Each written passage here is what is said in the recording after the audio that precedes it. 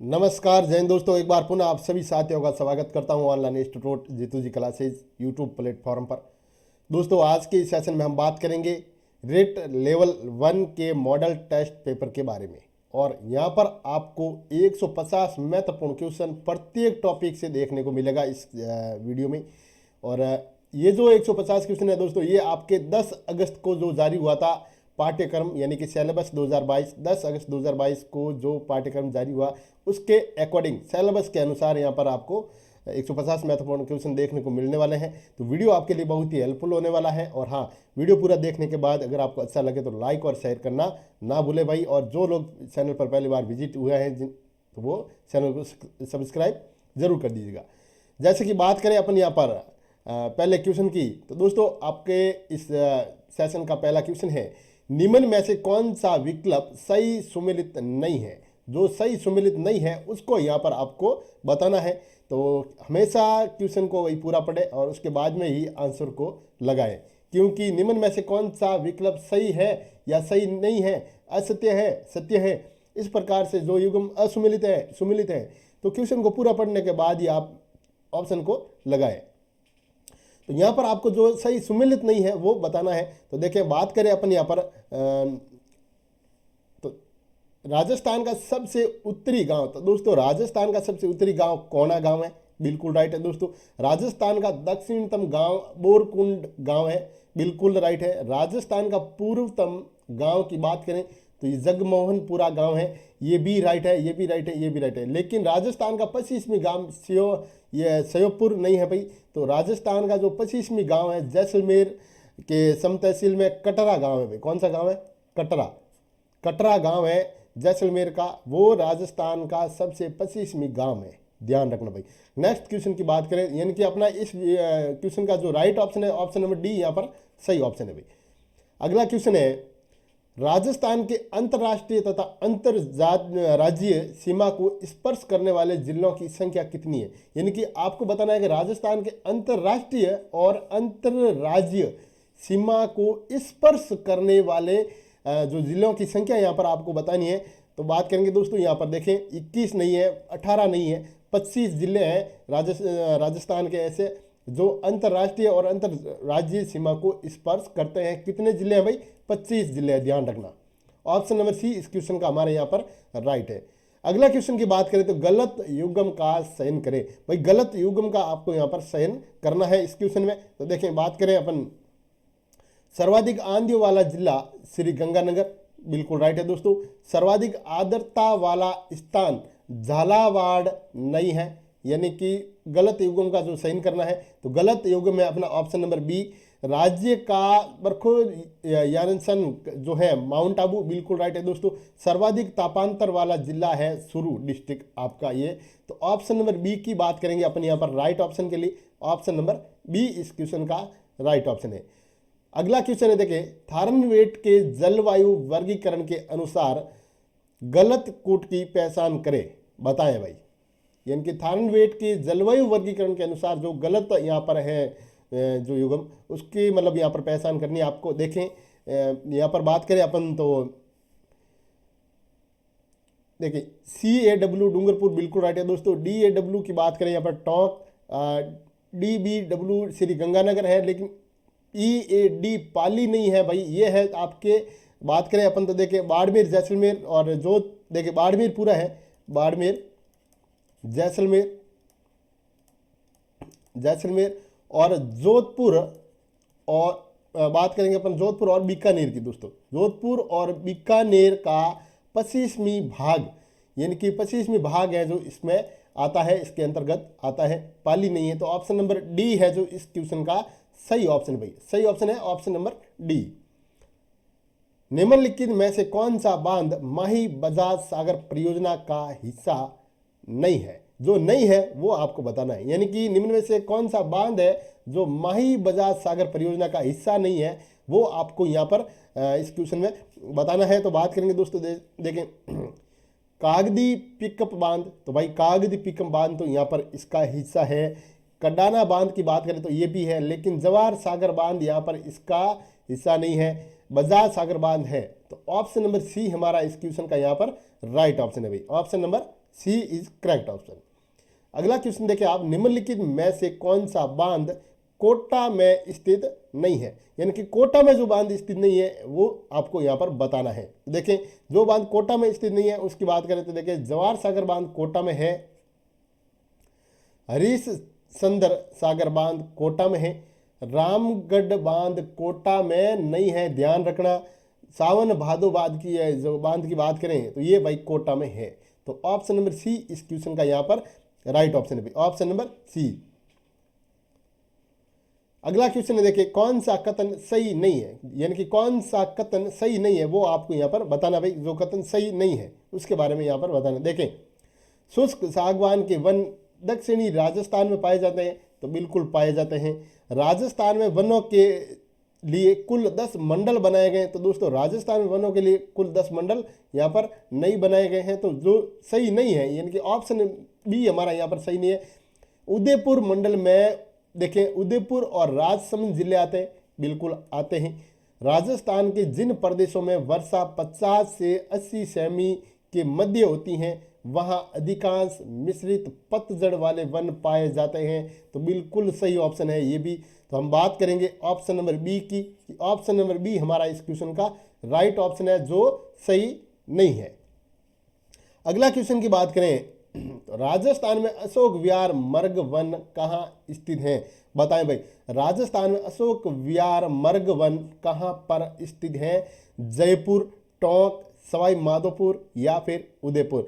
बच्चे आप भी साथ में कमेंट करते रहे और पूरा वीडियो देखने के बाद 150 में से कितने क्वेश्चन आपको आते थे ये मेरे को कमेंट बॉक्स में कमेंट करके ज़रूर बताइएगा। और इस वीडियो में 150 क्वेश्चन जो हैं ये आपके सिलेबस के अनुसार प्रत्येक टॉपिक से लिए गए क्वेश्चन हैं, तो आपके लिए बहुत ही हेल्पफुल साबित होगा।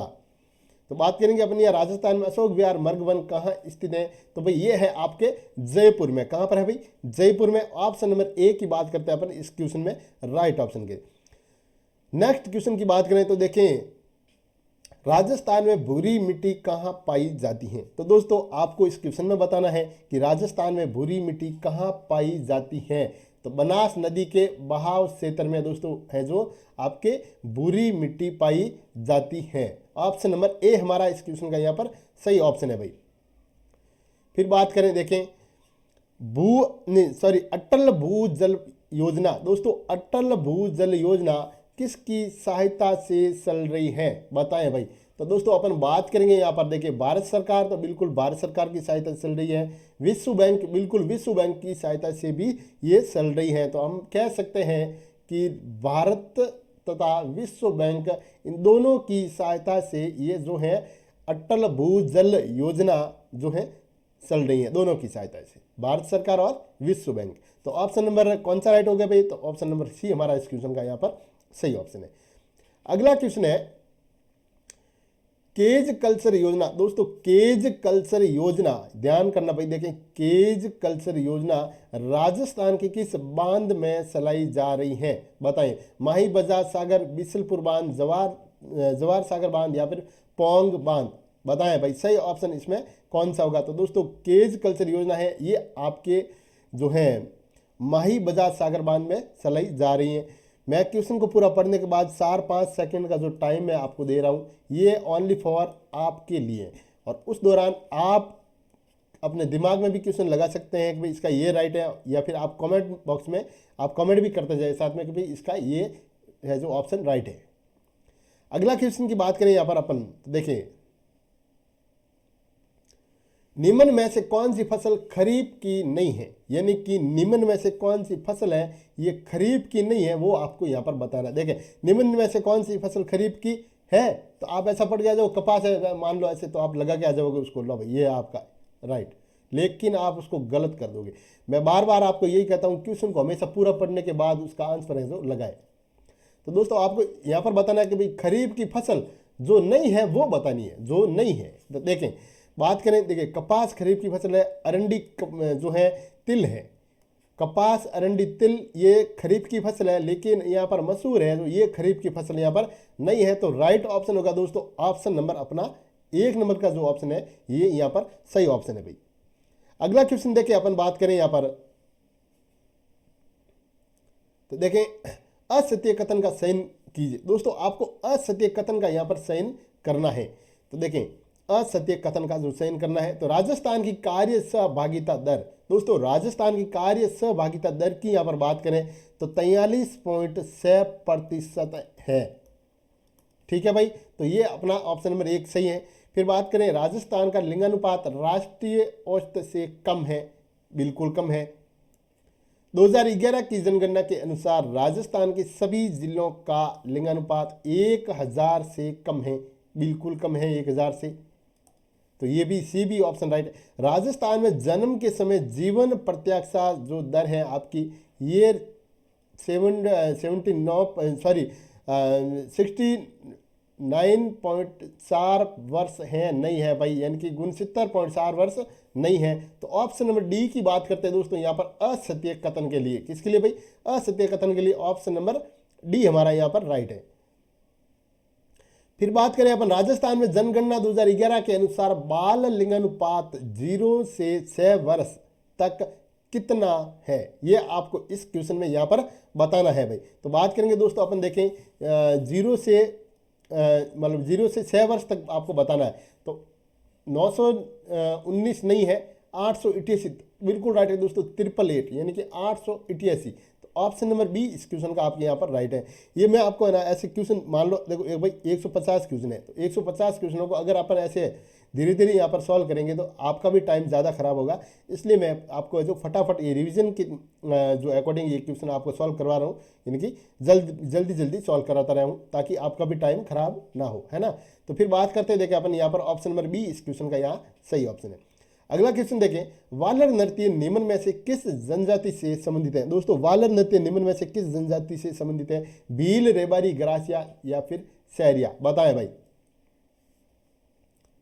तो दोस्तों वालर नृत्य की अगर बात करें तो आपके ये है भाई ग्रासिया से संबंधित है, ग्रासिया जनजाति। ऑप्शन नंबर सी की बात करेंगे राइट ऑप्शन के लिए।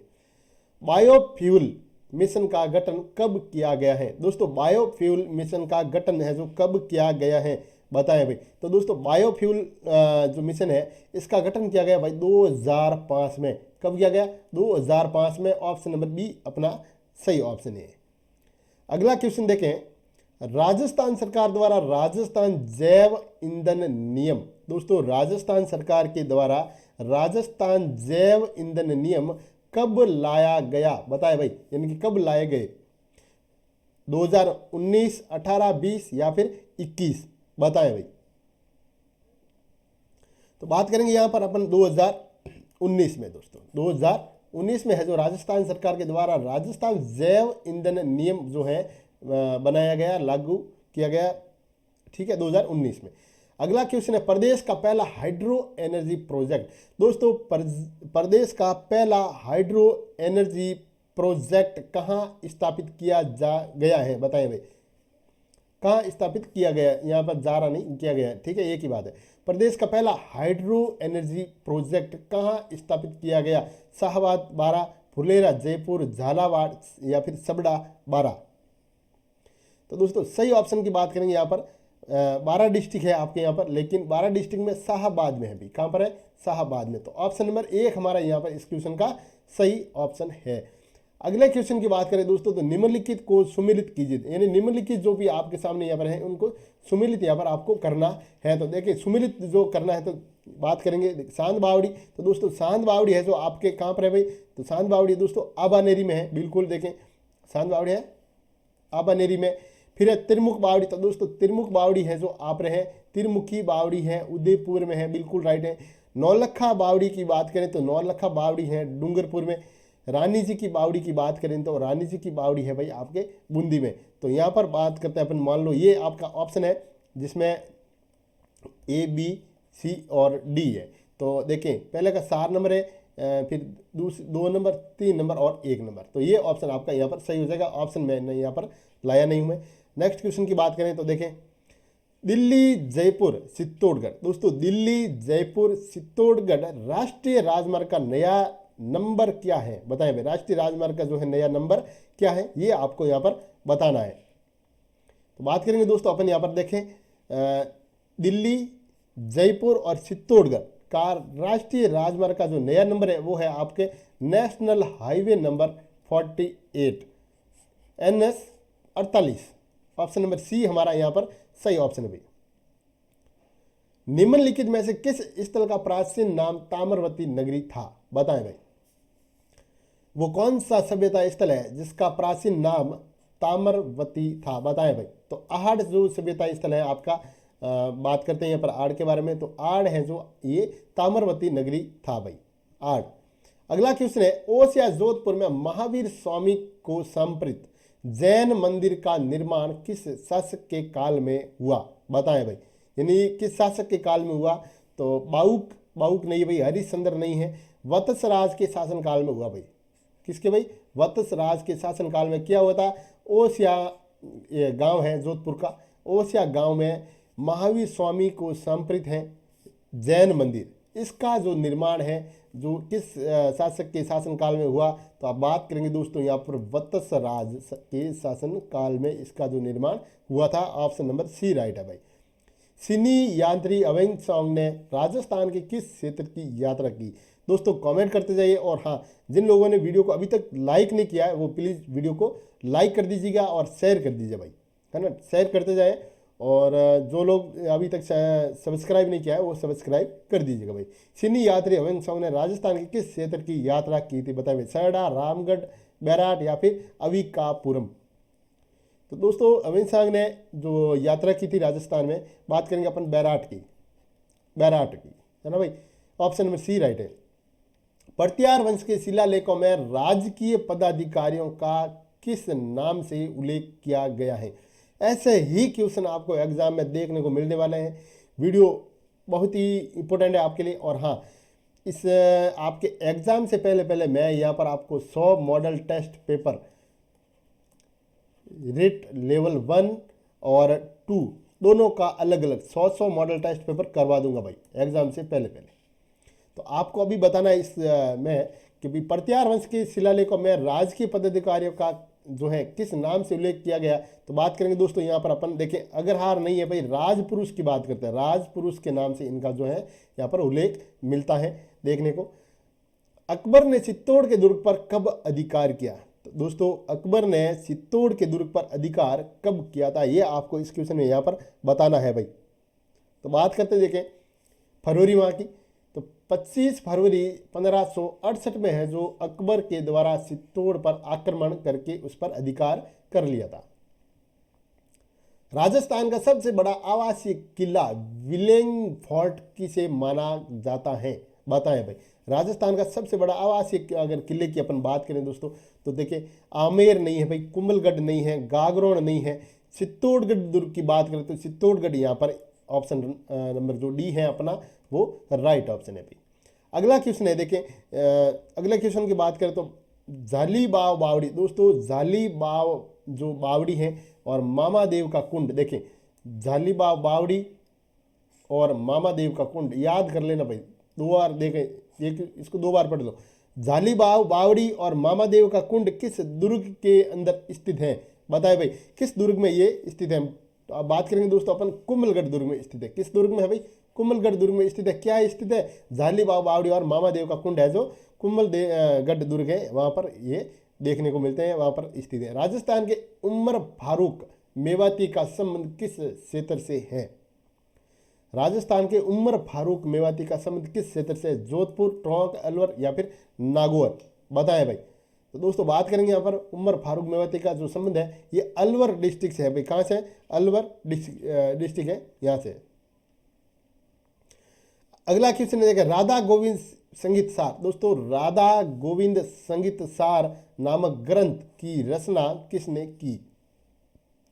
इनके आपको बताना है कि राधा गोविंद संगीत सार जो ग्रंथ है इसकी रचना किसने की, इसके रचनाकार कौन है? मथुरा लाल नहीं भाई, जमुना प्रसाद नहीं भाई, देवर्षि भट्ट। तो दोस्तों देवर्षि भट्ट है जो इसके क्या भाई रचनाकार है, राधा गोविंद संगीत सार की रचनाकार देवर्षि भट्ट, याद कर लेना। द्रुपद गायकी का आरंभ किसके शासन काल में हुआ, बताएं भाई। द्रुपद गायकी का जो आरंभ है दोस्तों किसके शासन काल में हुआ है, यहाँ पर ये आपको यहाँ बताना है। तो देखो बात करें फतेह सिंह के नहीं भाई, जगत सिंह नहीं, राव मालदेव नहीं, तो राजा मान सिंह के जो समय में द्रुपद गायकी का आरंभ हुआ था, राजा मान सिंह के समय में। ऑप्शन नंबर डी हमारा यहाँ पर राइट ऑप्शन है।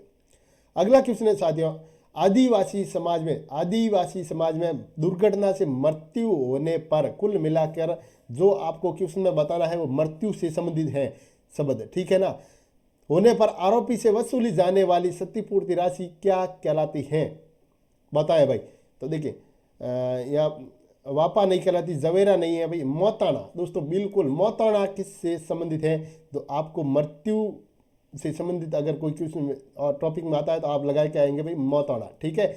अगला क्वेश्चन बात करें अपन, आदिवासियों की बात चल रही थी, निम्नलिखित विकल्पों में से सत्य कथन का चयन करना है। दोस्तों निम्नलिखित में से जो सत्य कथन है उसका यहाँ पर आपको चयन करना है। तो देखिए भाई, राजस्थान में वैष्णव धर्म का सर्वप्रथम उल्लेख, दोस्तों राजस्थान में वैष्णव धर्म का सर्वप्रथम उल्लेख ईसा पूर्व 2री सदी के गोसुंडी शिलालेख में मिलता है, याद कर लेना। मंडोर से प्राप्त, यहाँ ऑप्शन नंबर ए राइट है भाई, हाँ बिल्कुल सही है। जो सत्य कथन का चयन करना आपने को, ये सत्य है भाई। देखें, मंडोर से प्राप्त गुप्तकालीन शिला फलकों पर कृष्ण की लीलाओं का चित्रण प्राप्त हुआ है, बिल्कुल हुआ है दोस्तों, राइट ऑप्शन है। वैष्णव मतावलंबी पशु बलि के विरोधी हैं तथा भक्ति व नृत्य पर बल देते हैं, बिल्कुल राइट है, ऑप्शन नंबर सी। तो आप कह सकते हैं कि उपरोक्त सभी कथन यहाँ पर सत्य है, सही है, क्या है भाई, सत्य है। ऑप्शन नंबर डी हमारा इस क्वेश्चन का राइट ऑप्शन है। अगला क्वेश्चन देखें भाई, जयपुर स्थित, दोस्तों जयपुर में स्थित है गलता जी किस संप्रदाय की यहाँ पर प्रमुख पीठ है, ये आपको बताना है। तो देखिए सात जो संप्रदाय, पार्श्वपद संप्रदाय, रामानुज संप्रदाय, नाथ संप्रदाय। तो बात करेंगे दोस्तों अपन यहाँ पर रामानुज संप्रदाय की। जयपुर में गलता जी है, वहाँ पर जो संप्रदाय की पीठ है वो है रामानुज संप्रदाय। अगला क्वेश्चन है, राजस्थान के विभिन्न स्थानों से प्राप्त मुद्राओं के संबंध में कौन सा कथन सही नहीं है। जो कथन सही नहीं है वो आपको यहाँ पर बताना है भाई। देखें, रैंक जो है टोंक की खुदाई से 3075 चांदी के पंचमार्क सिक्के प्राप्त हुए, बिल्कुल हुए। कहाँ से भाई, रैंक टोंक से। राजस्थान की स्वतंत्र मुद्रा शैली गद्या सिक्के नाम से जानी जाती थी, गद्या सिक्के नाम से नहीं जानी जाती थी। ऑप्शन नंबर बी हमारा यहाँ पर जो है सही नहीं है, जो ऑप्शन नंबर बी है, ठीक है, ध्यान करना। बयाना भरतपुर से गुप्त शासकों की सर्वाधिक स्वर्ण मुद्राएं मिली हैं, बिल्कुल ये राइट है। रंगमहल हनुमानगढ़ से आहत मुद्राएं तथा कुषाणकालीन मुद्राएं प्राप्त हुई है, तो बिल्कुल हुई है भाई। तो ऑप्शन नंबर बी की बात करते हैं दोस्तों, यहाँ पर अपन गलत ऑप्शन के लिए, यानी कि जो सही नहीं है, तो अपना राइट ऑप्शन होगा ऑप्शन नंबर बी, यहाँ पर करेक्ट ऑप्शन है। अगला क्वेश्चन देखें आप, चौहान वंश के किस शासक के काल में देवबोध और धर्मघोष, चौहान वंश के किस शासक के काल में देवबोध, दोस्तों देवबोध और धर्मघोष नामक प्रसिद्ध विधान हुए थे, बताएं भाई। विग्रराज द्वितीय, अर्णोराज, विग्रराज चतुर्थ या पृथ्वीराज प्रथम। तो दोस्तों बात करेंगे चौहान वंश के अर्णोराज के समय की बात करते हैं। यहाँ पर अर्णोराज के टाइम में धर्मघोष और देवबोध नामक प्रसिद्ध विधान हुए थे। ऑप्शन नंबर बी की बात करते हैं भाई। बानो क्या है दोस्तों, बानो यहाँ पर क्या है वो आपको बताना है। बानो, तो भाई बानो क्या है इसके बारे में देखें, बात करें अपन तो ऊंट के बालों से बना एक बिसावन नहीं है, विधवा स्त्रियों की ओढ़नी नहीं है, मोटे सूती कपड़े की चादर नहीं है, तो दूल्हे या दुल्हन की वेशभूषा, तो दोस्तों बिल्कुल राइट है, ये बानो है जो दूल्हे या दुल्हन की वेशभूषा है भी, ठीक है। अगला क्वेश्चन देखें आप, मेवाड़ के किस शासक के काल में साउंड शैली का प्रादुर्भाव हुआ, बताएं भाई। तो मेवाड़ के दोस्तों बात करते हैं अपन, यहाँ पर मेवाड़ का नाम आता ही आप यहाँ पर लगाते हैं महाराणा प्रताप को भाई। महाराणा प्रताप के शासनकाल में जो है साउंड शैली का प्रादुर्भाव हुआ है। ऑप्शन नंबर ए हमारा इस क्वेश्चन का यहाँ पर सही ऑप्शन है भाई।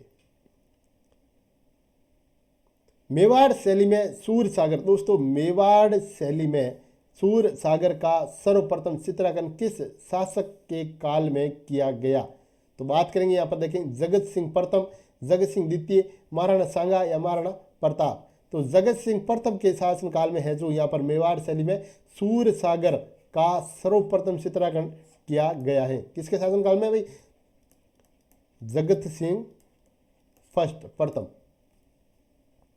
अगला क्वेश्चन है भ्रमण गीत। दोस्तों भ्रमर गीत तथा शुक्र क्षेत्र महात्म्य का चित्रांकन महाराणा राज सिंह के समय, तो देखें भ्रमर गीत और शुक्र क्षेत्र महात्म्य का जो चित्रांकन हुआ है ये किसके शासनकाल में हुआ था? बात करेंगे महाराणा राज सिंह के शासनकाल में हुआ था।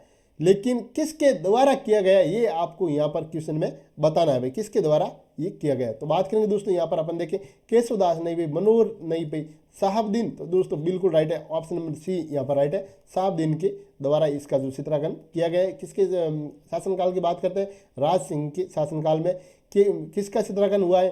तो भ्रमर गीत तथा शुक्र क्षेत्र महात्म्य का जो है चित्रांकन किया गया है साहिबदीन के द्वारा। जो चित्रकार है वो है साहिबदीन।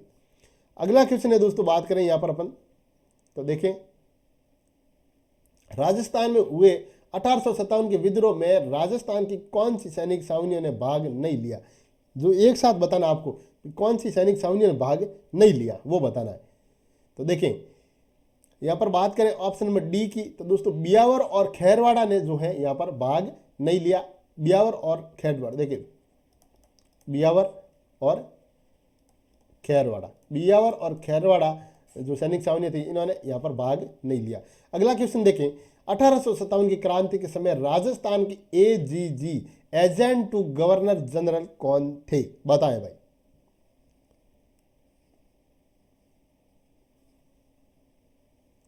एजीजी का मतलब होता है एजेंट गवर्नर जनरल। तो देखिए बात करें यहाँ पर तो जॉर्ज पैट्रिक लॉरेंस कौन थे भाई? जॉर्ज पैट्रिक लॉरेंस हैं जो यहाँ पर राजस्थान के एजीजी थे 1857 की क्रांति के समय। अगला क्वेश्चन है दोस्तों यहाँ पर देखें संयुक्त वृत्तर राजस्थान की राजधानी किसे बनाया गया है? बताएं भाई, संयुक्त वृत्तर राजस्थान की राजधानी किसे बनाया गया है? जयपुर, उदयपुर, कोटा या फिर जोधपुर? तो दोस्तों सही ऑप्शन की बात करें यहाँ पर अपन, तो सही ऑप्शन है आपके ऑप्शन नंबर जो है ए, जयपुर। आप भी साथ में कमेंट करते जाए भाई। दक्षिणी राजस्थान के छोटे राज्यों को एकीकृत करने के लिए, दोस्तों दक्षिणी राजस्थान के छोटे राज्यों को एकीकृत करने के लिए किसने हाड़ौती संघ के निर्माण का प्रस्ताव रखा? बताएं भाई किसने? तो भोगीलाल पांड्या नहीं भाई, हीरालाल शास्त्री नहीं है, बी एन गॉडगिल नहीं है, तो भीम सिंह। तो दोस्तों ऑप्शन नंबर बी जो है डी अपना राइट है, भीम सिंह। राजस्थान की सभी रियासतों को मिलाकर राजस्थान यूनियन का गठन करने हेतु, देखिए राजस्थान की सभी रियासतों को मिलाकर राजस्थान यूनियन का गठन करने हेतु 25 जून 1946 को राजपूताना, मालवा तथा गुजरात के निरसों का सम्मेलन किसने बुलाया? बताएं भाई। भूपाल सिंह, केसरी सिंह, उदय भान सिंह या उक्त में से इनमें से कोई नहीं। दोस्तों इनका जो संयुक्त सम्मेलन जो बुलाया गया है वो है भाई भूपाल सिंह के द्वारा इनका जो है सम्मेलन बुलाया गया। ऑप्शन नंबर ए हमारा इस क्वेश्चन का यहाँ पर राइट है। निम्न में से कौन सी बोली 25वीं राजस्थान में नहीं बोली जाती है? बताएं भाई, निम्न में से कौन सी बोली 25वीं राजस्थान में नहीं बोली जाती है? यानी कि ये जो 25वीं एरिया है राजस्थान का, ये है आपका उत्तर, ठीक है, ये है पूर्व है और ये दक्षिण, और ये पश्चिम। इस एरिया में जो बोली नहीं बोली जाती है वो यहाँ पर बताने तक, ढूंढाड़ी यहाँ पर नहीं बोली जाती, हाड़ौती नहीं जाती, मेवाती भी यहाँ पर बोली नहीं जाती हैं। तो आप कह सकते हैं उपरोक्त सभी बोलियाँ हैं जो यहाँ पर यानी कि 25वीं राजस्थान में नहीं बोली जाती हैं। अगला क्वेश्चन है देखें महाराजा मान सिंह द्वारा स्थापित पुस्तक प्रकाश, देखें पुस्तक प्रकाश जो है ये एक पुस्तकालय का नाम है। क्या है भाई? पुस्तकालय का नाम है। किसके द्वारा ये स्थापित किया गया? तो महाराजा मान सिंह के द्वारा स्थापित किया गया। आपको ये बताना है कि पुस्तक प्रकाश पुस्तकालय किस दुर्ग में स्थित है? बताएं भाई किस दुर्ग में स्थित है। बात करेंगे अपन दोस्तों यहाँ पर देखें आमेर जयपुर नहीं है भाई, तारागढ़ अजमेर में नहीं है, तो कहाँ पर भाई? मेहरानगढ़ जोधपुर में। तो बिल्कुल राइट है दोस्तों, मेहरानगढ़ जोधपुर में ये है जो यहाँ पर स्थित है। अगले क्वेश्चन की यहाँ पर बात करें तो देखें राजस्थानी भाषा साहित्य एवं संस्कृति अकादमी, दोस्तों राजस्थानी भाषा साहित्य संस्कृति अकादमी कहाँ स्थित है? बताएं, जोधपुर, बीकानेर, उदयपुर या फिर जयपुर। तो दोस्तों बात करेंगे यहाँ पर अपन सही ऑप्शन की, बीकानेर में। कहाँ पर है भाई? बीकानेर, ऑप्शन नंबर बी हमारा यहाँ पर राइट ऑप्शन है। अगला क्वेश्चन है भाई, बीसल देव रासो किसकी रचना है? दोस्तों बीसल देव रासो है जो किसकी रचना है ये आपको यहाँ पर बताना है। ब्रह्मगुप्त की नहीं है भाई, हरिसेन की नहीं है, नरपति नाल बिल्कुल राइट है, ऑप्शन नंबर सी हमारा राइट है, नरपति नाल की रचना है बीसल देव रासो। देखें यहाँ ध्यान रखना भाई, बीसल देव रासो, बीसल देव रासो किसकी रचना है भाई? तो नरपति नाल की रचना है, ध्यान रखना। अगला क्वेश्चन की बात करें, निम्न में से कौन सा ग्रंथ श्रीधर व्यास की रचना है? निम्न में से कौन सा ग्रंथ है? क्वेश्चन ऐसे आते हैं ना, तब वो कंफ्यूज कर देता है। यानी कि जब आपको यहाँ पर जो असंगत है वो बताना है, यानी कि भाई एक जो है वो यहाँ इसका नहीं है तो ठीक है।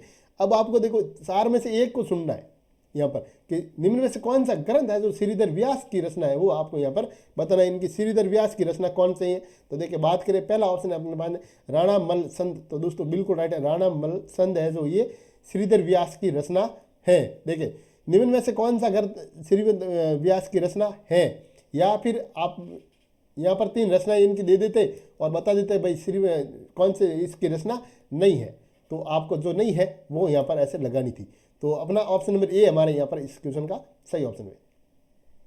बुद्धि विलास ग्रंथ के लेखक हैं दोस्तों, बुद्धि विलास जो ग्रंथ है इसके लेखक कौन है भाई? बताएं, कृष्णा आडा नहीं है भाई, बख्तराम शाह। तो दोस्तों बख्तराम शाह है जो इसके लेखक हैं। बुद्धि विलास ग्रंथ के लेखक कौन है भाई?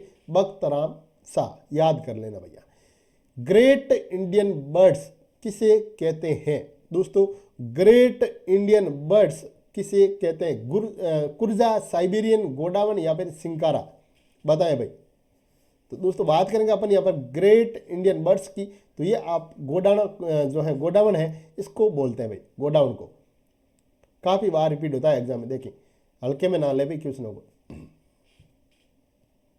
मुख्यमंत्री एकल नारी सम्मान पेंशन योजना, देखें मुख्यमंत्री एकल नारी सम्मान पेंशन योजना के तहत कितने वर्ष या उससे अधिक आयु की विधवा, परित्यागता, तलाकशुदा महिला को राजस्थान की निवासी हो, मतलब ये जो है देखें विधवा, परित्यागता या तलाकशुदा महिला जो राजस्थान की निवासी हो, ये अनिवार्य है, योजना की पात्र है। बताएं भाई, आपको बताना है कितने वर्ष में, वर्ष या उससे अधिक आयु की, या तो कम से कम वो इतने टाइम की हो या इससे भी अधिक हो, तो उसको मतलब बताएं भाई, 18, 21, 35 या फिर 50 साल। तो दोस्तों यहाँ पर बात करेंगे अपन, यहाँ पर देखिए 18 साल की हो या फिर इससे अधिक हो भाई, या इससे अधिक। ऑप्शन नंबर ए हमारा इस क्वेश्चन का यहाँ पर सही ऑप्शन है। अब देखें मुख्यमंत्री एकल नारी सम्मान योजना, दोस्तों मुख्यमंत्री एकल नारी सम्मान जो है योजना के तहत 55 वर्ष से 60 वर्ष की पात्र महिला को प्रति माह पेंशन दे है, कितनी है भाई? तो 750 रुपये, ध्यान रखना कितनी भाई? 750 रुपये प्रति माह इसकी जो पेंशन दे। केंद्र सरकार द्वारा संचालित केंद्रीय पशु प्रजनन केंद्र सूरतगढ़ जो है, देखें केंद्र सरकार के द्वारा संचालित है। किसके द्वारा? केंद्र सरकार के द्वारा संचालित किया है। केंद्रीय पशु प्रजनन केंद्र कहाँ पर है? सूरतगढ़, गंगानगर में है। यहाँ पर दोस्तों किस नस्ल के लिए ये प्रसिद्ध है? राठी, मेवाती, गिर या फिर थार पारकर। बताएं भाई। तो दोस्तों बात करेंगे अपन यहाँ पर, तो यहाँ जो है ये जो है थार पारकर नस्ल के लिए प्रसिद्ध है भाई, केंद्रीय पशु प्रजनन केंद्र सूरतगढ़, गंगानगर। स्तंभों का वन किस मंदिर को कहा जाता है? दोस्तों स्तंभों का वन किस मंदिर को कहा जाता है? तो बात करेंगे यहाँ पर अपन सीधे रणकपुर जैन मंदिर पाली को भाई, रणकपुर जैन मंदिर पाली को। अगला क्वेश्चन है, देखें पद्म भूषण से सम्मानित राजस्थानी खिलाड़ी है। तो दोस्तों पद्म भूषण से सम्मानित जो राजस्थान का जो खिलाड़ी है वो है राव राजा हनुत सिंह। राव राजा हनुत सिंह, पहला ही ऑप्शन हमारा यहाँ पर राइट है भाई। अगला क्वेश्चन देखें, अलवर को किस उपनाम से जाना जाता है? दोस्तों अलवर को किस उपनाम से जाना जाता है। तो देखिए अलवर को है जो पूर्वी राजस्थान का कश्मीर कहा जाता है, अलवर को राजस्थान का सिंह द्वार भी कहा जाता है। तो ए और बी यहाँ पर दोनों राइट है भाई, ए और बी, यानी कि ए व बी दोनों यहाँ पर सही है। राजस्थान में कोरियन इन्वेस्टमेंट जोन, दोस्तों राजस्थान में कोरियन इन्वेस्टमेंट जोन की स्थापना कहाँ की गई है, कहाँ पर हुई है कोरियन इन्वेस्टमेंट जोन की स्थापना राजस्थान में, ये आपको इस क्वेश्चन में बताना है भाई, बताएं भाई। तो दोस्तों बात करेंगे अपन यहाँ पर गिलोट में, कहाँ पर भाई, गिलोट में हुई है। ऑप्शन नंबर बी की बात करते हैं अपन राइट ऑप्शन के लिए। 2014-15 में गठित काउंसिल फॉर इंफ्रास्ट्रक्चर डेवलपमेंट का गठन किसकी अध्यक्षता में किया गया, बताएं भाई। 2014-15 में गठित जो है काउंसिल फॉर इंफ्रास्ट्रक्चर डेवलपमेंट का गठन किसकी अध्यक्षता में किया गया, ये बताएं भाई। वित्त मंत्री, उद्योग मंत्री, मुख्यमंत्री या इनमें से कोई नहीं। दोस्तों बात करेंगे यहाँ पर अपन सीएम, चीफ मिनिस्टर, यानी कि मुख्यमंत्री की अध्यक्षता में। ऑप्शन नंबर सी की बात करते हैं यहाँ पर सही ऑप्शन के लिए, ऑप्शन नंबर सी। अगला क्वेश्चन है, देखें राजस्थान के जो है महाधिवक्ता की नियुक्ति, राजस्थान क्या भाई ऑल भी राज्य जो भी हो, राज्य के महाधिवक्ता की जो नियुक्ति है वो कौन करता है, बताएं भाई। तो दोस्तों राज्य के महाधिवक्ता की जो नियुक्ति है ये मुख्यमंत्री नहीं करता भाई, मुख्य सचिव नहीं करता, तो राज्यपाल करता भाई। कौन करता है, राज्यपाल, ऑप्शन नंबर सी। दोस्तों वीडियो अभी तक जिन लोगों ने शेयर नहीं किया, शेयर कर दीजिए, और लाइक करने में आपका कुछ नहीं जाता भाई, वीडियो को लाइक जरूर कर दीजिए। और हाँ, जो लोग चैनल पर पहली बार विजिट किया है वो चैनल को सब्सक्राइब जरूर कर दीजिए भाई। मिलते हैं देखें अपन यहाँ पर अगले क्वेश्चन में। तो निम्नलिखित में से किसकी नियुक्ति राज्यपाल के द्वारा की जाती है, बताएं भाई। तो दोस्तों राज्यपाल के द्वारा जो नियुक्तियां की जाती है, देखें लोकायुक्त की नियुक्ति राज्यपाल करता है, राज्य निर्वाचन आयुक्त की नियुक्ति है जो राज्यपाल करता है, राज्य वित्त आयोग के अध्यक्ष की नियुक्ति राज्यपाल करता है, यानी कि ये सभी यहाँ पर जो है राज्यपाल के द्वारा नियुक्त किए जाते हैं। अगला क्वेश्चन है, देखें राजस्थान सरकार द्वारा नया पंचायती राज अधिनियम कब लागू किया गया। दोस्तों राजस्थान सरकार के द्वारा नया पंचायती राज अधिनियम कब लागू किया गया, बताएं भाई। 20 अप्रैल 1994, 20 अप्रैल 1995, 24 अप्रैल 1994 या 23 अप्रैल 1994, बताएं भाई सही ऑप्शन के बारे में बताएं। तो बात करेंगे दोस्तों अपन यहाँ पर 23 अप्रैल 1994 को, ऑप्शन नंबर डी, यानी कि 23 अप्रैल 1994 को नया पंचायती राज अधिनियम लागू किया गया है। अगला क्वेश्चन है, राजस्थान में राज्य निर्वाचन आयोग का गठन कब किया गया, बताएं भाई। दोस्तों बात करेंगे यहां पर अपन देखें जुलाई 1994 में, जुलाई 1994 में है जो राजस्थान में नया राज्य निर्वाचन आयोग का गठन किया गया है। राजस्थान में राज्य निर्वाचन आयोग का गठन है जो जुलाई 1994 में किया गया है। देश के असंगठित खाद्य प्रसंस्करण क्षेत्र के उन्नयन के लिए लागू की गई प्रधानमंत्री सूक्ष्म खाद्य प्रसंस्करण उद्योग उन्नयन योजना में केंद्रीयांश और राज्यांश का अनुपात क्या है। अगर देखिए केंद्र और राज्य का अगर कहा जाए तो जहाँ पर आपको 60-40 आता है क्वेश्चन तो ठीक है, और नहीं तो 60-40 जहाँ दिखता है उसको आप लगा दो। ऑप्शन नंबर बी इस क्वेश्चन का यहाँ पर सही ऑप्शन है। केंद्र प्रवर्तित योजना के रूप में प्रदेश में गेहूं एवं दलहन पर राष्ट्रीय खाद्य सुरक्षा मिशन किस वित्त वर्ष में प्रारंभ किया गया था, बताएं भाई। तो किस वित्त वर्ष में ये प्रारंभ किया गया था, तो बात करेंगे दोस्तों अपन 2007-2008 में। ऑप्शन नंबर ए की बात करते हैं यहाँ पर राइट ऑप्शन के। अगला क्वेश्चन देखिए, NEP 2020, NEP 2020 में निम्न में से किन की सिफारिश की गई है, बताएं भाई। निम्न में से किन की सिफारिश यहाँ पर की गई वो आपको यहाँ पर बताना है भाई। तो देखें पाठ्यक्रम सामग्री में कटौती बिल्कुल राइट है दोस्तों। आप एक भाषावाद नहीं है, अनुभवात्मक शिक्षा बिल्कुल यहाँ पर है, विद्यार्थियों का समग्र विकास बिल्कुल, और छात्रों के स्व आंकलन को प्रोत्साहन ये भी है। तो देखें 1, 3, 4 और 5 ये जिसमें है वो राइट है भाई, सिफारिश की गई है। तो देखें 1, 3, 4, 5 ऑप्शन नंबर सी हमारा इस क्वेश्चन का राइट है। या फिर आपको पूछा जाता है कि NEP 2020 में निम्न में से किन की सिफारिश नहीं की गई है, नहीं की गई है, तो आप बताते हैं यहाँ पर ऑप्शन नंबर 2, यानी कि केवल 2। तो केवल 2 को आप यहाँ पर राइट करते हैं, जो नहीं की गई होता तो। अगला क्वेश्चन देखे भाई, बहुभाषिता को नई शिक्षा नीति में किस रूप में समावेशित किया गया है, बताएं। तो देखिए, अधिगम में रुकावट के रूप में, तो दोस्तों अधिगम में रुकावट के रूप में नहीं है, तो शिक्षा में पूंजी के रूप में, तो बिल्कुल राइट है दोस्तों। ऑप्शन नंबर बी की बात करते हैं, तो कक्षा में देखें, नहीं सॉरी, कक्षा में पूंजी के रूप में, तो बिल्कुल राइट है, कक्षा में पूंजी के रूप में, ऑप्शन नंबर बी। यानी कि बहुभाषिता को नई शिक्षा नीति के किस रूप में समावित किया गया है, तो कक्षा में पूंजी के रूप में, ऑप्शन नंबर बी इस क्वेश्चन का right option, option number B. अगला क्वेश्चन देखें, एनईपी 2020 में किसे प्रोत्साहित नहीं किया गया है, जिसे प्रोत्साहित नहीं किया गया है वो आपको यहाँ पर बताना है। तो देखें, जिसे प्रोत्साहित किया गया वो बता दूं मैं आपको। देखें, संप्रदायत्मक समझ बिल्कुल राइट है दोस्तों। पार्टी श्रेय कर विषय वस्तु में वृद्धि बिल्कुल राइट है।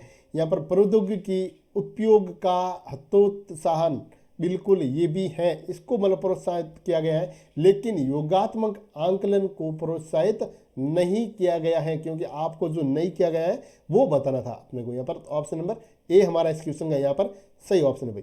अगला क्वेश्चन है दोस्तों, एनईपी 2020 के तहत केंद्र और राज्य सरकारों के सहयोग से देश की जीडीपी का कितना हिस्सा शिक्षा के क्षेत्र पर व्यय किया जाएगा? 2%, 3.4% या 4.56% या फिर 6%? बताएं भाई। तो दोस्तों, देश की जीडीपी का कितना हिस्सा शिक्षा के क्षेत्र पर व्यय किया जाएगा? तो 6% भाई। कितना? 6%। यानी कि ऑप्शन नंबर अपना जो है डी इस क्वेश्चन का राइट है। देखिए, अगला क्वेश्चन है, कथन है। तो कथन एक आपको कहता है कि मानव संसाधन विकास मंत्रालय का नाम परिवर्तित कर अब शिक्षा मंत्रालय कर दिया गया है। बिल्कुल राइट है दोस्तों, इनके मानव संसाधन विकास मंत्रालय का नाम परिवर्तित कर अब शिक्षा मंत्रालय कर दिया गया है, तो बिल्कुल ये सही है।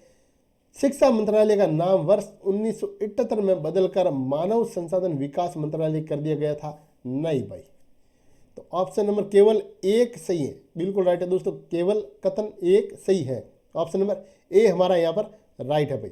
अगला क्वेश्चन देखें, नेक्स्ट क्वेश्चन है आपके सामने यहाँ पर।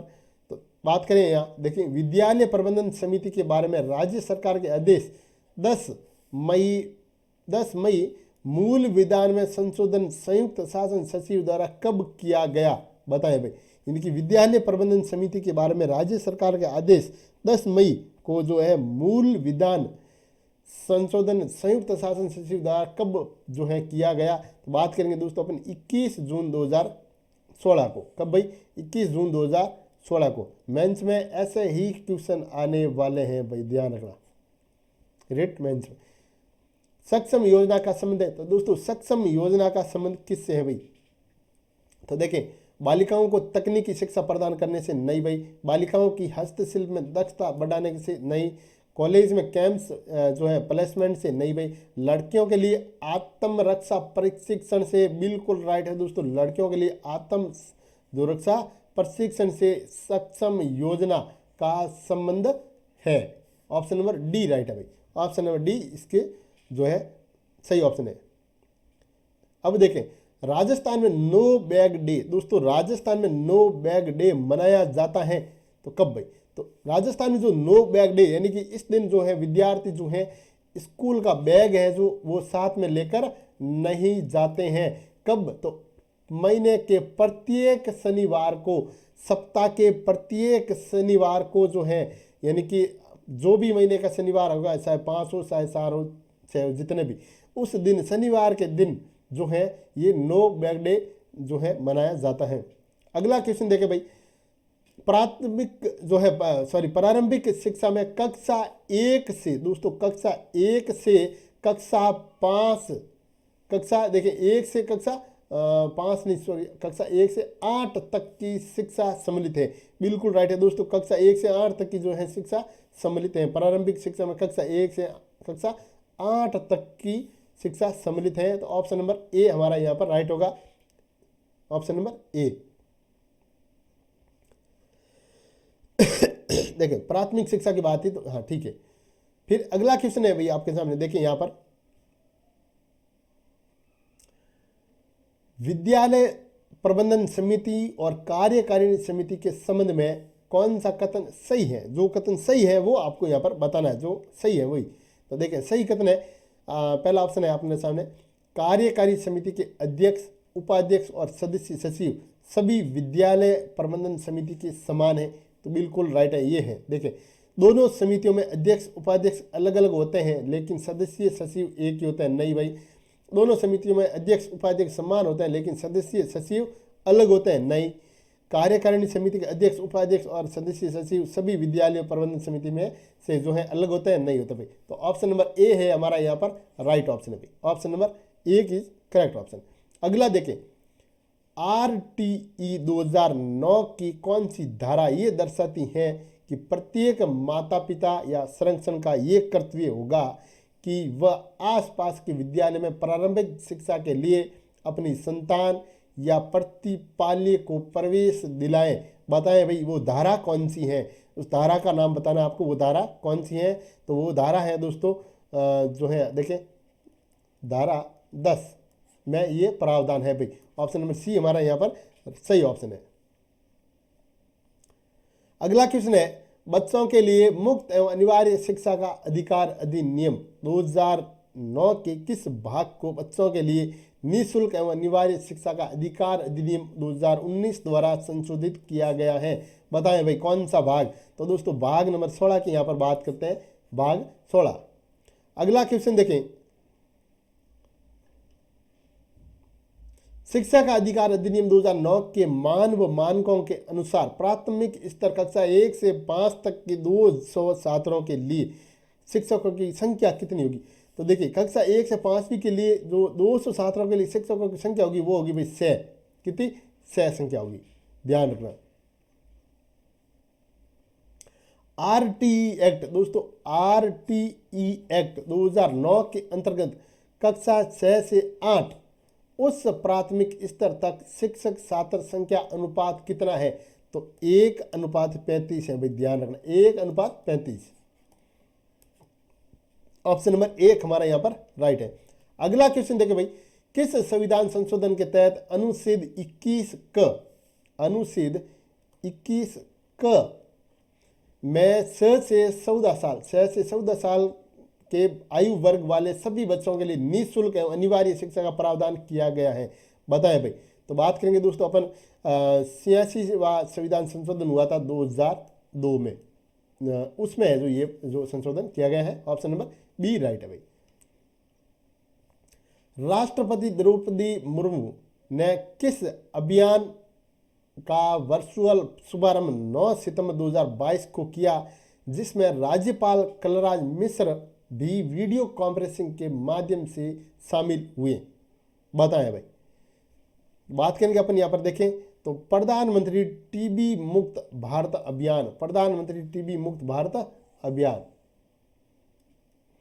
अगला क्वेश्चन देखें, जैव विविधता और वन परिदृश्यों के संस्करण जो है संरक्षण के लिए हरित कृषि परियोजना ग्रीन एग्रीकल्चर प्रोजेक्ट में राज्य के किन जिलों का चयन किया गया है? बताएं भाई, राज्य के किन जिलों का यहाँ पर चयन हुआ है वो बताना था। देखिए बात करेंगे अपन दोस्तों जैसलमेर और बाड़मेर का भाई। किसका भाई?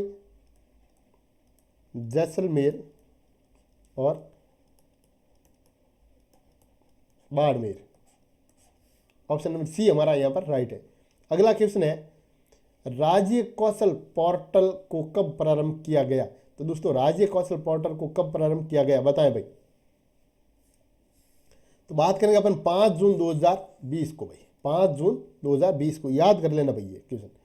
फिर देखिए अगला क्वेश्चन है आपके सामने, यहाँ पर बात करते हैं अपन यहाँ पर अगले क्वेश्चन की। तो देखें,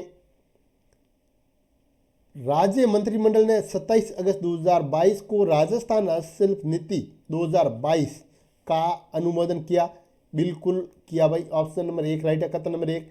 फिर बात करते हैं, इस नीति के अनुसार हस्तशिल्पियों को सशक्त बनाते हुए राज्य के विकास में उनकी भागीदारी सुनिश्चित कर विलुप्त हो रही हस्तकलाओं को पुनर्जीवित करने का प्रयास किया जाएगा? बिल्कुल किया जाएगा, सही है। प्रत्येक वर्ष अगस्त माह में राष्ट्रीय स्तर के हस्तशिल्प सप्ताह का आयोजन किया नहीं जाएगा। इसमें है किया जाएगा लेकिन नहीं किया जाएगा। ऑप्शन नंबर 3 यहाँ पर सही नहीं है। तो केवल एक सत्य नहीं भाई, केवल कथन 1 व 2 सत्य है, तो बिल्कुल राइट है दोस्तों, कथन 1 व 2 यहाँ पर सत्य है भाई। अगला क्वेश्चन है, देखें अपन देखें तो 13 जनवरी 2022 को जारी भारत वन स्थिति रिपोर्ट कब जारी हुई? 13 जनवरी 2022 को जारी भारत वन स्थिति रिपोर्ट 2021 के अनुसार राजस्थान में कुल वनावरण कितना है? तो राजस्थान में कुल वनावरण है दोस्तों 16,656.96 वर्ग किलोमीटर। ऑप्शन नंबर सी यहाँ पर अपना राइट है। मुख्यमंत्री अशोक गहलोत ने राज्य में इको टूरिज्म को बढ़ावा देने के लिए प्रत्येक जिले में किस नाम से वाटिका खोलने के निर्देश 24 मई 2022 को दिए हैं? बताएं भाई। तो बात करेंगे दोस्तों अपन लव कुश वाटिका, ध्यान रखना लव कुश वाटिका। अगला क्वेश्चन है 25 जनवरी 2022 को प्रदेश में राष्ट्रीय मतदाता दिवस मनाया गया। कब भाई? 25 जनवरी 2022 को प्रदेश में राष्ट्रीय मतदाता दिवस मनाया गया। ये कौन सा मतदाता दिवस था? बताइए, 10वां, 12वां, 13वां या फिर 14वां? तो ये दोस्तों 12वां जो मतदाता दिवस था, 12वां। अगला क्वेश्चन देखें, नेक्स्ट क्वेश्चन है भारतीय नौसेना के प्रोजेक्ट 17A फ्रिगेट के किस 5वें स्टील्थ युद्धतोप को मुंबई के मझगांव डाक शिप बिल्डर्स लिमिटेड में 11 सितंबर 2022 को लॉन्च किया गया? तो देखिए, बात करेंगे अपन INS Taragiri, INS Taragiri. Option number C की बात करते हैं, यहाँ पर ए सी है और ये है आपका यहाँ पर बी। ऑप्शन नंबर सी हमारा यहाँ पर राइट है भाई। अगला क्वेश्चन देखें, निम्नलिखित में से 68वें राष्ट्रीय फिल्म पुरस्कारों में सर्वश्रेष्ठ फिल्म का पुरस्कार किस फिल्म को दिया गया है? बताएं भाई। तानाजी मंडेला, स्वरा राई पोंडू या फिर जो है फयूनरल? बताएं भाई, सही ऑप्शन इसमें से कौन सा है? तो दोस्तों बात करेंगे अपन यहाँ पे स्वरा राई पोट्टू। ऑप्शन नंबर सी राइट है भाई, स्वरा राई पोट्टू।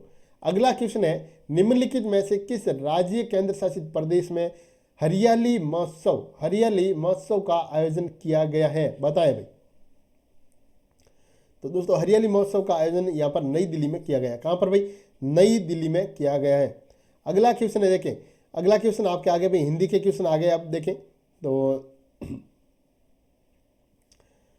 नवोडा। तो दोस्तों नवोडा का सही संधि विच्छेद व संधि है, तो देखो नवोडा का सही संधि विच्छेद देखें, नव प्लस उडा, नव प्लस उडा, ये है नवोडा का संधि विच्छेद। और इसमें संधि होगी वो है आपके गुण संधि। क्या भाई? गुण संधि। तो ऑप्शन नंबर सी हमारा यहाँ पर राइट है।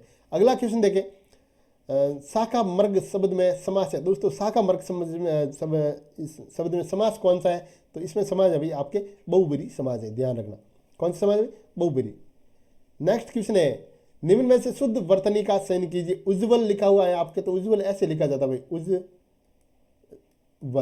यानी कि ज जो दो डबल आगा वो दोनों ही आधे से होंगे, उज्ज्वल।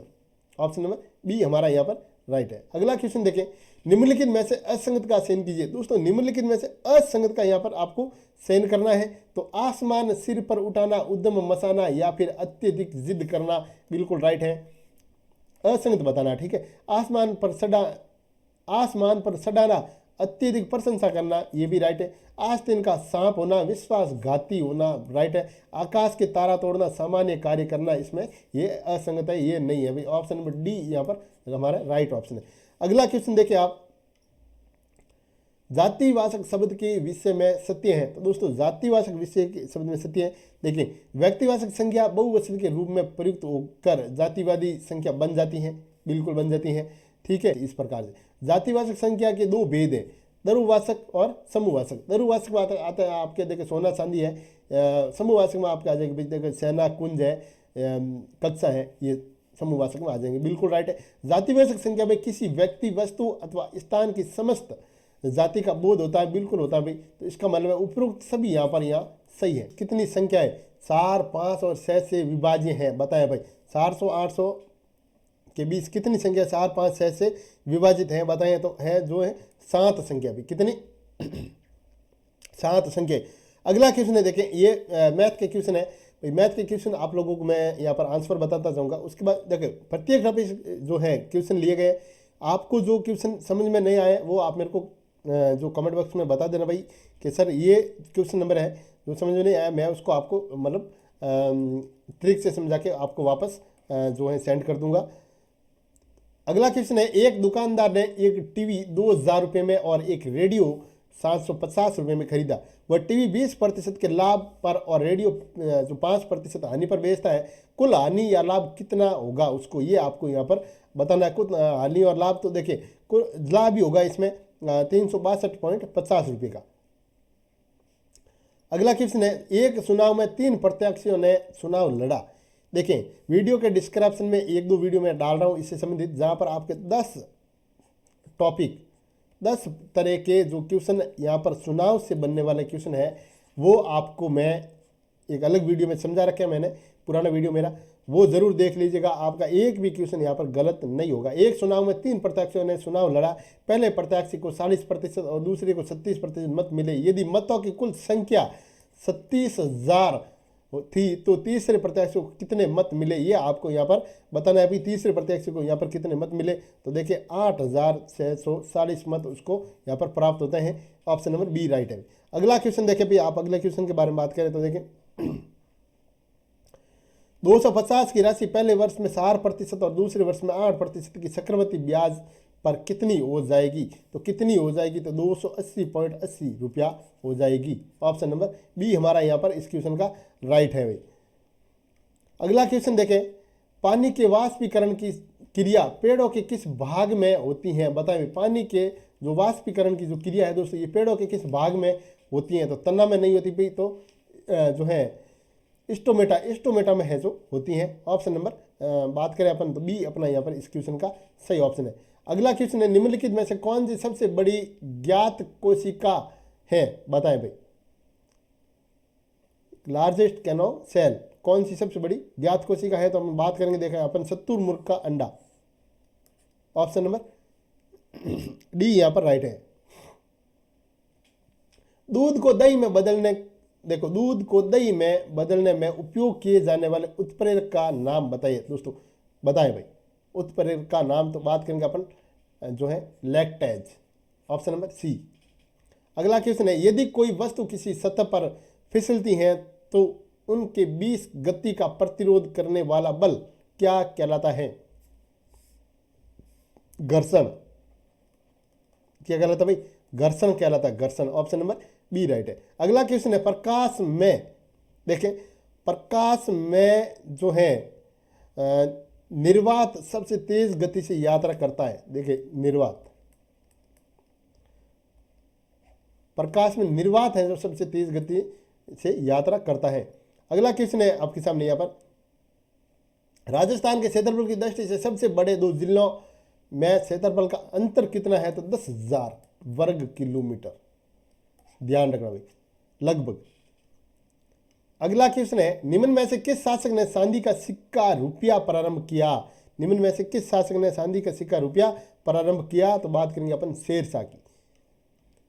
राजस्थान रिफाइनरी पचपदरा के बारे में निम्न में से कौन सा कथन सही नहीं है। जो कथन सही नहीं है वो आपको यहाँ पर बताना है। तो देखिए बात करें, इसमें SPCL का हिस्सा 80% तथा राजस्थान का 20% नहीं है भाई। इसकी परियोजना लागत 43.129 करोड़ है, बिल्कुल राइट है। ये देश की पहली ऐसी परियोजना है जिसमें रिफाइनरी व प्रोटोकेमिकल जो कॉम्प्लेक्स का सम्मिश्रण है, बिल्कुल है। ठीक है, बी है, सी भी राइट है। ये SPCL तथा राजस्थान सरकार का संयुक्त उपकरण है, बिल्कुल है भाई। तो बात करेंगे अपन यहाँ पर देखें कौन सा सही नहीं है तो 1 नंबर यहाँ पर सही नहीं भाई। कौन सा सही नहीं है, 1 नंबर।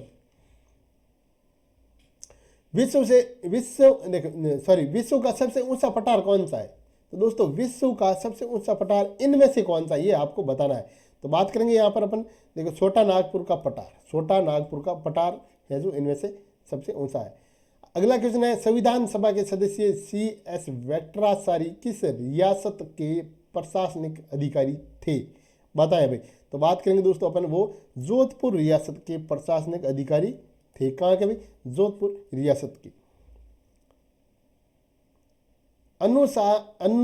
अनुनासिक उच्चारण दोष है, तो दोस्तों अनुनासिक उच्चारण दोष है किसका भाई? तो बात करेंगे अभ्यास संबंधी, अभ्यास संबंधी। अगला क्वेश्चन है, बालक का सीखना किस पर निर्भर करता है? दोस्तों बालक का सीखना किस पर निर्भर करता है? तो भाषा की वर्णमाला और शुद्धता पर। किस पर भाई? भाषा की वर्णमाला और शुद्धता पर। अगला क्वेश्चन है, अध्यापक द्वारा पाठ योजना तैयार करने के पीछे कौन सा उद्देश्य निहित होता है? बताएं भाई। तो प्रभावी शिक्षण निहित होता है, प्रभावी शिक्षण। अगला क्वेश्चन है, परियोजना विधि का आधारभूत सिद्धांत क्या है? तो दोस्तों परियोजना जो विधि है इसका आधारभूत जो बात करें अपन सिद्धांत क्या है? तो देखिए उद्देश्य है, बिल्कुल है, रोचकता है, क्रियाशीलता है। तो उपरोक्त सभी यहाँ पर इसके आधारशीलता है, यानी कि सभी सही है। अगला क्वेश्चन की बात करें, निम्न में से कौन सा पद अच्छा प्रश्न पत्र बनाने के लिए आवश्यक है? बताएं भाई, निम्न में से कौन सा पद है जो अच्छा प्रश्न पत्र बनाने के लिए आवश्यक है?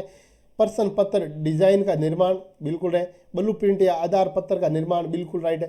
प्रश्न पत्र का संपादन का विश्लेषण, ये भी है। तो उपरोक्त सभी, ऑप्शन नंबर जो है डी हमारा यहाँ पर राइट है। अगला क्वेश्चन है देखें, कागज कटिंग तथा मॉडलों का प्रयोग प्रमुख रूप से किया जा सकता है तो गणित के प्रत्ययों को प्रमाणित व स्पष्ट करने में, ऑप्शन नंबर सी राइट है।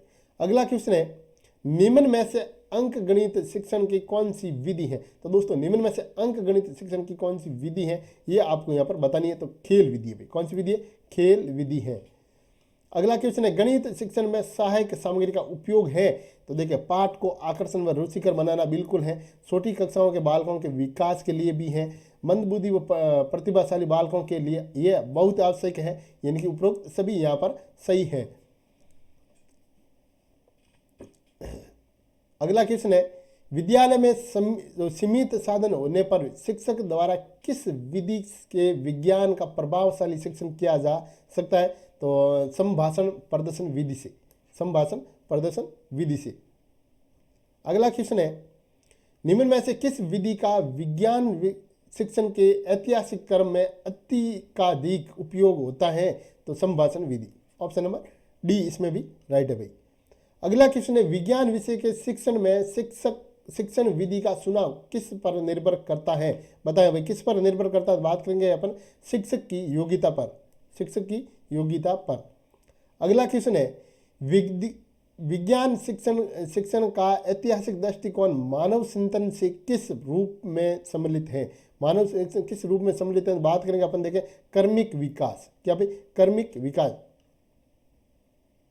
विद्यालय में पाठ्य पुस्तक का महत्वपूर्ण स्थान किस कारण है? ये प्रस्तावित पाठ्यक्रम पूरा करती है? तो बिल्कुल है भाई, ऑप्शन नंबर एक राइट है। अगला क्वेश्चन है, इकाई योजना विधि के जन्मदाता कौन थे? तो दोस्तों इकाई योजना विधि के जो जन्मदाता थे वो थे भाई मॉरिसन। कौन थे भाई? मॉरिसन, याद रखना। निम्न में से सामाजिक विज्ञान की सबसे सजीव व प्रभावशाली शिक्षण विधि का क्या नाम है? तो इनका नाम की बात करेंगे दोस्तों अपन, तो देखें नाम है भाई कथा कारक विधि, कथा कारक विधि, डी राइट है। अगला क्वेश्चन है, छात्र निम्न में से किस विधि में अधिक क्रियाशील बने रहते हैं? बताएं भाई, छात्र निम्नलिखित में किस विधि में अधिक क्रियाशील बने रहते हैं? तो बात करेंगे अपन यहाँ पर पर्यटन विधि। किसमें भाई? पर्यटन विधि की बात यहाँ पर करते हैं। अगला क्वेश्चन देखें, प्राचीन काल के किस विद्वान ने शिक्षा को शारीरिक, मानसिक तथा बौद्धिक विकास की प्रक्रिया माना है? तो प्लेटो ने। किसने माना? प्लेटो ने। अध्यापकों और विद्यालयों के द्वारा किशोरों के लिए नहीं किया जाना चाहिए, नहीं किया जाना चाहिए, क्या नहीं किया जाना चाहिए? बात करें किशोर मनोविज्ञान की अवहेलना करना, ये नहीं किया जाना चाहिए। बाकी देखें उचित व्यवहार करना, व्यावसायिक शिक्षा प्रदान करना, बिल्कुल है। उचित जो है यौन शिक्षा प्रदान करना भी है, व्यवहार करना, लेकिन डी है जो यहाँ पर अपना सही नहीं है।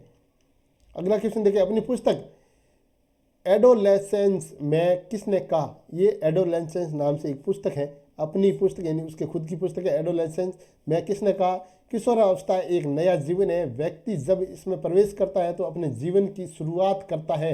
ये मतलब पुस्तक है जो किसकी है और किसने ऐसा अपनी पुस्तक में कहा है? बताएं भाई। तो बात करेंगे दोस्तों अपन स्टेनले हॉल ने, किसने भाई, स्टेनले हॉल की पुस्तक है, क्या नाम है, एडोलेसेंस। इस पुस्तक में उसने कहा है भाई किशोरावस्था एक नया जीवन है, व्यक्ति जब इसमें प्रवेश करता है तो अपने जीवन की शुरुआत वो करता है। अधिगम से तात्पर्य, तो दोस्तों अधिगम से क्या तात्पर्य है, देखो ध्यान से सुन लेना, मैं यहाँ पर सही ऑप्शन है वही बता रहा हूँ।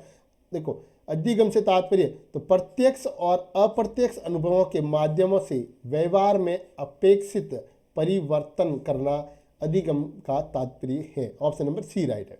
आशु बैल के अनुसार किस प्रकार के सीखने में समस्या का समाधान निहित होता है, बताएं भाई। तो बात करेंगे अपन यहाँ पर खोजपूर्ण सीखने में, किसके भाई, खोजपूर्ण सीखने में। अगला क्वेश्चन की बात करें यहाँ पर देखें, पुरस्कार और दंड का अनुचित प्रयोग अधिगम को बनाता है प्रभावहीन। क्या बनाता है भाई, प्रभावहीन बनाता है। अगला क्वेश्चन है, ऐसी सुरक्षा प्रक्रिया जिसके अंतर्गत कोई व्यक्ति अपने विचारों एवं क्रियाओं को दूसरे व्यक्ति के अनुरूप बनाने का प्रयत्न करता है कहलाती है, तो क्या कहलाती है भाई, तो ये तादात्मीकरण कहलाती है भाई। क्या, तादात्मीकरण कहलाती है। स्पीयरमैन का बुद्धि संबंधी सिद्धांत है, तो दोस्तों स्पीयरमैन का जो बुद्धि संबंधी सिद्धांत क्या है, तो द्वितत्व सिद्धांत। क्या भाई, द्वितत्व सिद्धांत। अगला क्वेश्चन है, एक शिक्षक के कुछ समायोजित होने का कारण है, तो दोस्तों एक शिक्षक के कुछ समायोजित होने का कारण है जो क्या है, बताएं भाई। तो बात करेंगे दोस्तों राजनीति में जो है अस्वाभाविक लिप्तता, ऑप्शन नंबर डी की यहाँ पर बात करते हैं। अगला क्वेश्चन है, एक पिता अपने पुत्र की नाजुक हालत से पूर्ण अवगत होते हुए भी प्राय यही सोचता है कि नहीं ऐसा नहीं हो सकता है। इस उदाहरण में पिता द्वारा जिस प्रतिरक्षा प्रक्रम का उपयोग किया जा रहा है उसे क्या कहते हैं, तो उसे कहते हैं भाई खंडन। क्या कहते हैं, खंडन कहते हैं, ध्यान रखना। अगला क्वेश्चन है, सत्य कथन का चयन करना है। सत्य कथन का यहाँ पर आपको चयन करना है कि सत्य कथन कौन सा है। राज्य सरकार ने वर्ष 1989 में Rajasthan state computer services RajComp की स्थापना की, बिल्कुल की। राजकॉम्प राज्य सरकार के विभागों को तकनीकी परामर्श प्रदान करने के साथ परियोजनाओं को क्रियान्वित करता है, बिल्कुल करता है। केवल शहरी क्षेत्रों में सूचना प्रौद्योगिकी शिक्षा प्रदान करने के लिए राजस्थान जो नॉलेज कॉरपोरेशन की स्थापना की गई, नहीं भाई नहीं। ऑप्शन नंबर 3 गलत है, 1 और 2 यहाँ पर सही है, यानी कि बी सही है। राजस्थान राज्य डाटा सेंटर RHDC के संदर्भ में कौन सा कथन सत्य है, जो कथन सत्य है वो आपको यहाँ पर बताना है। तो बात करेंगे देखें अपन यहाँ पर, तो ये राज्य के विभागों को सक्षम करने हेतु G2G, G2E और G2B सेवा उपलब्ध करवाता है। तो बिल्कुल ये देखो सेवा उपलब्ध करवाता है, तो ऑप्शन नंबर ए हमारा यहाँ पर सही है। 800 रैंक की कुल क्षमता 4 डाटा सेंटर जोधपुर में स्थापित है, तो जोधपुर में स्थापित ये 800 रैंक की कुल क्षमता 4 डाटा सेंटर जोधपुर में स्थापित नहीं है, तो केवल एक यहाँ पर सत्य है भाई, केवल एक यहाँ पर सत्य है। नेक्स्ट क्वेश्चन की बात करें दोस्तों, तो अगला क्वेश्चन है देखिए आपके यहाँ पर, तो CD रोम किसकी बनी होती है, तो दोस्तों CD रोम ये देखिए CD रोम किसकी बनी होती है यहाँ पर, ये आपको बताना है। तो देखिए प्लास्टिक की नहीं है भाई, नायलॉन की नहीं है, एल्यूमिनियम की नहीं, तो पॉलीकार्बोनेट की बनी होती है। किसकी बनी होती है भाई, पॉलीकार्बोनेट की बनी होती है। अगला क्वेश्चन है, राजस्थान डिजीफेस्ट 2022 के संदर्भ में सत्य कथन का चयन करना है। तो सत्य कथन का चयन करना, इस डिजीफेस्ट का आयोजन सूचना एवं प्रौद्योगिकी विभाग राजस्थान सरकार द्वारा किया जाता है, बिल्कुल किया जाता है। भारत में बनाए गए दूसरे कृषि ड्रोन विश्रान का इस डिजीफेस्ट में प्रदर्शन किया गया, नहीं किया गया भाई, तो केवल एक यहाँ पर कथन नंबर 1 सत्य है। अगला क्वेश्चन देखें आप, लास्ट क्वेश्चन है, इस देखें ई दाखिल पोर्टल के संदर्भ में सत्य कथन का चयन कीजिए। तो दोस्तों इस पोर्टल की शुरुआत 28 जनवरी 2022 को राज्य में की गई, बिल्कुल राइट है। इस पोर्टल पर उपभोक्ता अपनी शिकायत उपभोक्ता आयोग के पास ऑनलाइन दर्ज करा सकता है, बिल्कुल करा सकता है। इस पोर्टल को राष्ट्रीय उपभोक्ता आयोग ने विकसित नहीं किया भाई, ठीक है। तो बात करेंगे अपन 1 और 2 नंबर यहाँ पर सत्य है। तो दोस्तों आपने इस पूरे सेशन में 150 महत्वपूर्ण क्वेश्चन देखे, कितने क्वेश्चन आपको आते थे या फिर राइट किए थे, ये आप मेरे को कमेंट बॉक्स में कमेंट करके ज़रूर बताइएगा।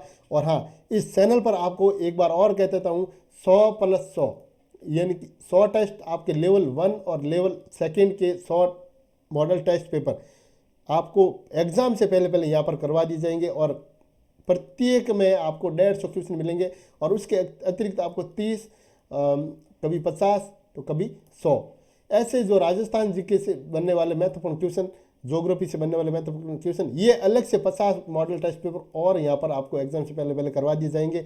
तो यहाँ पर आप जो है ये आपके लिए बहुत ही उपयोगी जो है साबित होने वाला है, हेल्पफुल साबित होने वाला है। तो मिलते हैं दोस्तों नेक्स्ट क्लास में, तब तक के लिए जय हिंद, जय भारत।